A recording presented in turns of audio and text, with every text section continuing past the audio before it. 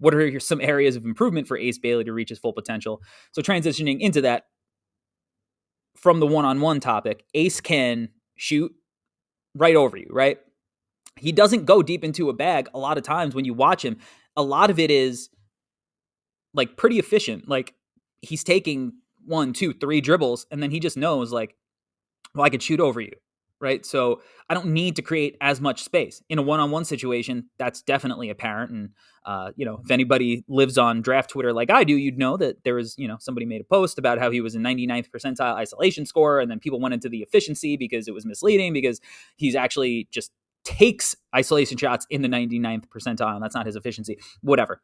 He's obviously comfortable living in that space. He just needs to get better. So what are those areas of improvement?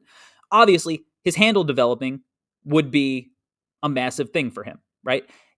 He's got a pretty basic handle right now. Sometimes it gets loose, sometimes it gets sloppy. I think it's because he plays pretty upright. He needs to work on his flexibility in that space. I think flexibility will go along with his handle development. Him being able to kind of get lower will allow him to kind of keep, I think, the ball more on a string than he currently has it. Sometimes right now it's a yo-yo that gets away from him. I think kind of just getting lower to the ground will tighten that all up. That'll help. And if he could do that, obviously that's going to help some of the other aspects of his game, like his ability to consistently get into the paint.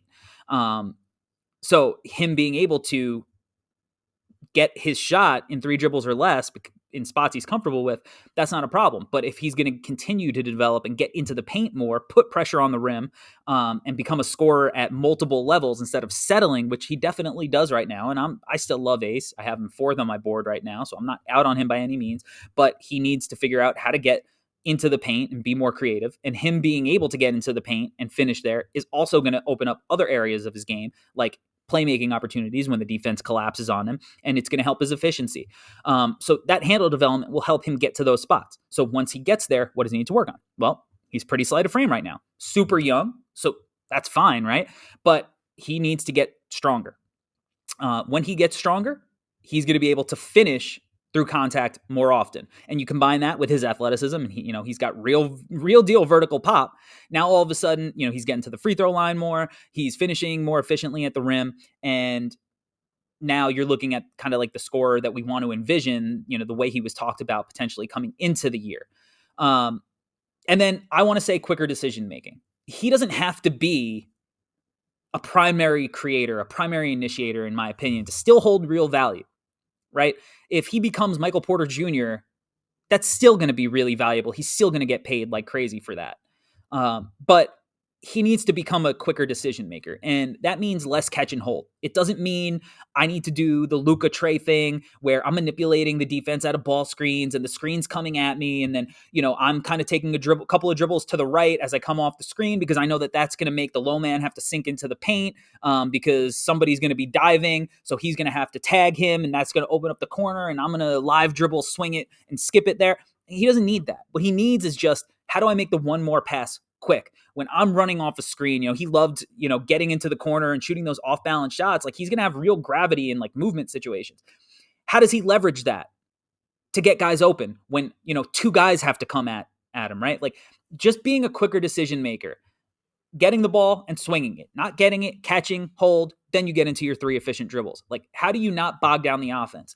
I hope that that's something that, he's kind of working on and watching in film. It was also really hard at Rutgers this year because honestly, like, that Rutgers team was not that talented, right? Like, that Rutgers team really struggled to do much of anything without Dylan or Ace. Like, one of the worst rosters that I've personally seen in person in high-level college basketball. So Ace certainly wasn't in a primary position to like show a lot of these skills, but it's not excusing it because it's obviously things that he definitely needs to work on to reach his ceiling. So again, it doesn't have to be playmaking. It's just like, hey, how do we become a more efficient, quicker decision maker as a playmaker? And I think that's kind of really where he needs to go, because I don't look at him as a future number 1 option or, the guy who maybe should lead usage for your team in the NBA. And I haven't really felt that way all year. I mean, just seeing him in the same context as a guy like AJ DeBonsa at the Nike Hoop Summit 2024, you could see the level in which Dabonsa was so much more comfortable projecting him out in that way as a number one usage guy. He had his questions this year for sure, but you could just see it because he's more fluid in a lot of the ways that he operates. I had questions seeing that up close with Ace versus AJ. But still, I still think he's going to be a high-level scorer. I think that the tough shots that he hits are going to be valuable in the league when things get tough. He just has some work to do. So handle development, flexibility, strength, quicker decision-making.